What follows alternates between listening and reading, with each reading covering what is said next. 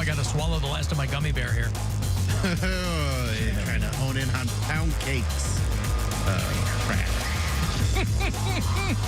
It hadn't occurred to me, but you're right. Yeah. Here. That's what he's known for. Okay, who did this? It's got the fade on. So I mean, he's known for a lot of things, but you are right. For a long time, he would, in the early days of the Poundcake podcast, he would very loudly and... it was one episode.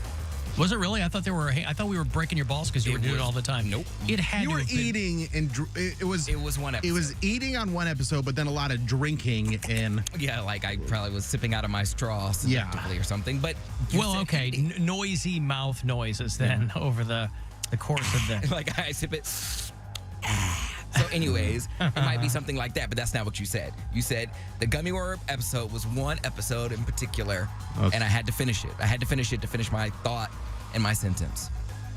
All right. Hold on. I had to finish my gummy worm. That's it. That's it. That's all. You couldn't finish your thought. You can't have a gummy worm and have a thought at the same time, is what you're saying. Ever heard of brain food? Yes, and I've never seen gummy worms on that list of brain food. Did you apply to Breakfast Club yet, please? Yeah, speaking of food, the Breakfast Club. DJ Envy's going to go to prison. He's not It's going to to be prison. sharp. Well, he ain't going to be on that show. They're going to cut bait, homie. Yes, he is. He'll be on that show. He has plenty of money. He'll get plenty of lawyers, and he'll get off. How does he have plenty of money, by the way? He has a lot of money. And from what? From DJ, doing DJ gigs, being on that show, and when you're on a syndicated show like that, you get money for being syndicated and web streams. Please explain to me how the business works. Oh, well, I'm just saying he has a lot of different. He's not getting rich off that show. And Elvis Duran is rich, and he is. Elvis Duran's been on doing a syndicated radio show for 30 years, and he's been. And he's surrounded by 15-year-olds. He makes the money. DJ Envy is never heard of Envy before that show, but that show has been on 10 years. Yeah, and he gets plenty of endorsements, and people know who he is because of that show. So he's not like bumming for endorsements. People want to work with him. No, I understand. Well, probably not anymore. But I mean, I understand. I'm just saying. I mean, the guy's not. I was just curious where he got his money. That's all. I think this is going to turn. I think somebody who's making a ton of money is not trying to get into some scam with reverse mortgages or what a Ponzi scheme, real estate Ponzi scheme.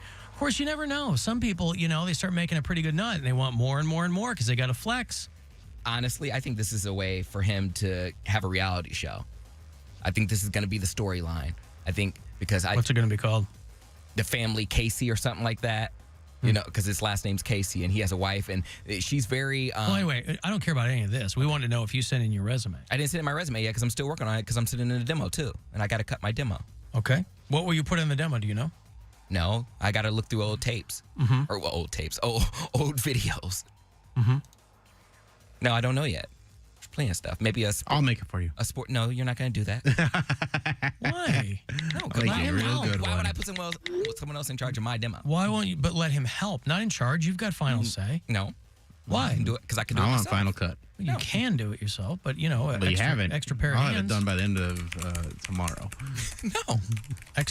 You're going to look real good, He's too. going to give you a 45-second sizzle reel. Is it unprofessional to send links to like my videos, or should I just put it in a demo? Embed them. No, Yeah. you want to give them as few hoops to jump through as possible. Okay. Well, then And you want it to be one video. You don't want to send them... hella links. Yeah. Okay. Definitely don't send them hella links. Don't send hella links. I do a Poundcake Sports Break Supercut. Uh-huh. Well, then they're going to go, we don't need a sports guy. They're not going to be in on the joke. They're going to go, we don't need a sports guy. I don't do sports. You sent us 4 sports breaks. They do sports. But they're not looking for a sports person. That's one thing that I do. That's not all the things I do. What are the other things you're going to tell them you do? I'm funny. I when have they good say, what do you stories. do? You say, I'm funny? Well, what does anyone else do when they're on the radio? I deliver the news. You're the one looking for a commentary gig. in a comedic way. I'm not looking for a gig. I got a good gig. I'm good You're at- the one looking. That's why I'm asking you. I'm good at spinning narratives. I'm good at being a team player. I am fun, enthusiastic. I work well under pressure. But these are the same things every single person are going to say to them. Every single person putting in an application say the exact same thing. That is ground level on stuff. I've been on a professional commercial radio station. Anyone in this business should be able to say all of those things you just said. That is ground level. I've been working in this That's not going to set you 8+ apart. years. What's going to set you apart? I mean, my demo. What else could I say other than? I'm just asking you. Well, I don't know. Let me get the interview first, and I'll think about it. I like the way he put it. Hey, let me get the interview first, and then I'll think about what I'm going to say to them. Oh, okay. Do that. Think about what you're going to say to them after they interview you. That'll be good. No, I'm not sure that's how time works. I'm saying when I get it lined up, then Yeah. I'll see. Like if clearly they're interested, I'm not gonna dwell on something that might happen when it might not even be a possibility for me. Let me send in my tape first. You're not going to will it into existence. Well, sometimes I do think that dwelling is very different than willing it. I can think about it and be like, oh, wow, I hope this happens. But it's not the first thing I think about when I wake up. What is the first thing you think about when you wake up? Tossing off. Stephen Cannon points out that you did write that one press release for Bill. So why don't you let him return the favor? It didn't go You'll anywhere. get that job. What didn't?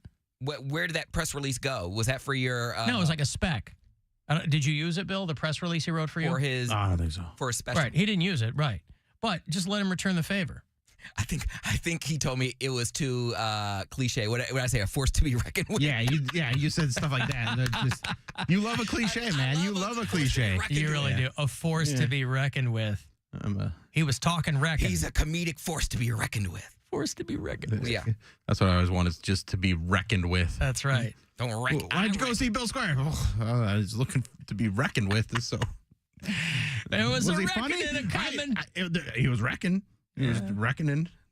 And was he good? I reckon. I reckon. I got a break here. I'll have another $1,000 for you. Listen, for each and every one of those keywords from the Buzzard bookie, there's $1,000 coming for you around 2:30.